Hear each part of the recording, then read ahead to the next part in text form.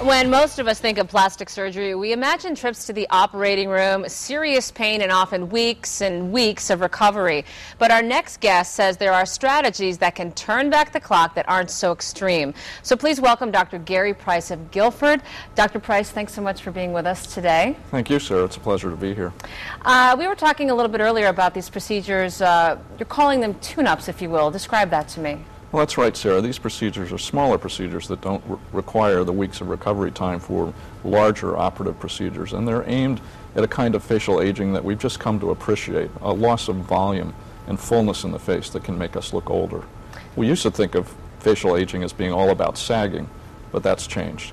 So if I'm a patient coming into the office and I want to know what my options are, why don't you begin a little bit with Botox? We hear an awful lot about Botox in the news these days. Sure, Botox is the most popular cosmetic procedure in the United States right now.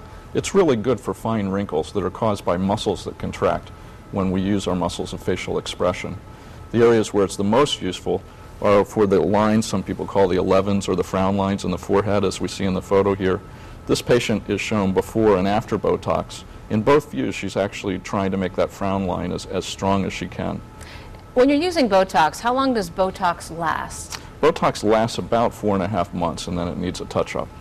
Okay, move on to fillers, because we're hearing a lot about fillers in the news, too. Sure. We have several photos of those, but there are a number of different types of fillers. They include Juvaderm, Restylane, something called Sculptra, and even a patient's own fat. And how do you decide if someone should be having a Botox injection versus a filler? Well, Botox injections work really well for lines that muscles cause, and those are typically, for instance, in the laugh line area or the forehead, as we showed before. Fillers are better for areas where we have folds or lines, particularly between the nose and the mouth or around the mouth. Like we're seeing on the screen here, but this is a before and after shot. Yes, this patient had fillers done around the mouth, and particularly in the little hollow that she developed along the jawline, which at first you don't notice, but once it's filled in, as in the right picture, it makes the patient look much younger, even though not a lot was really done. When we're talking about these tune-up procedures, if you will, what's the recovery time like? Well, for something like Juvaderm or Restylane, a patient can go back to work almost immediately. For some of the deeper fillers like Sculptra or fat, there can be a few days of swelling and bruising that can add to the recovery.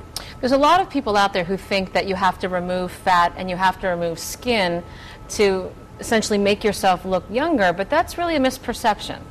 Well, we used to think of aging of the face as only being about sagging, and it's still true. We still do sag, and we sometimes get accumulations of fat where we don't want them. There's some patients that are still going to need that kind of rejuvenation. But there's another dimension to facial aging that we're just now understanding that involves actually losing volume in our face. This is particularly true in the central cheek area where we can flatten and hollow. It's also true in the lips where we actually have shrinkage occur of the lips. In this patient, you can see on the left-hand view in the before picture, she doesn't really look old or unattractive, but there's a flattening of her cheek in the central part of her face that if she looked at her pictures from high school, she wouldn't see. In the picture on the right, that area has been filled in this case with Sculptra, and you can see there's been a dramatic improvement in the appearance of her face without really making her look different. She just looks better. And even in the side view here, you can see a difference. I think in the side view it's even easier to see. We haven't really changed her face, we've just brought it back to the way it was 10 or 15 years ago. And is that what your patients are saying, that they're seeing 10 to 15 years taken off their face? Typically, yes. Tell us a little bit about how long the results last. Well, it depends on what filler you use. With Juvaderm and Restylane, they're going to require a touch-up in about 6 to 8 months. They're also the easiest with the quickest downtime. With fillers like Sculptra, you can expect a year or two of results. And if your own fat is used, it can last for many years. Now, when a patient comes in, we're talking about these tune-ups, but do you discourage the actual surgery, or I guess it's got to boil down to the individual patient? Well, that's absolutely right, Sarah. This all has to be individualized to a patient's needs.